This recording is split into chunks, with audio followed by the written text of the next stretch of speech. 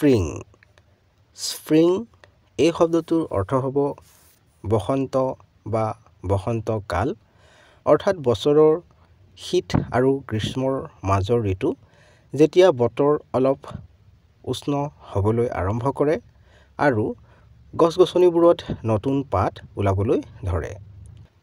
ইয়াৰ উপৰিও এই ছবিখনত দেখা পাইছাই তোমালোকে ইয়াকো আমি স্প্ৰিং বুলিয়ে ক'ম অৰ্থাৎ পাতল ধাতু বা তাঁৰৰ দীঘল টুকুৰা যিটো ঘূৰণীয়াকৈ বেঁকা হৈ থাকে।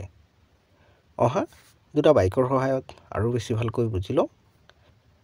Normal services will be resumed in the spring. বসন্তকালত সাধাৰণ সেৱাবোৰ পুনৰ আৰম্ভ হ'ব। Spring is the prime time for planting trees.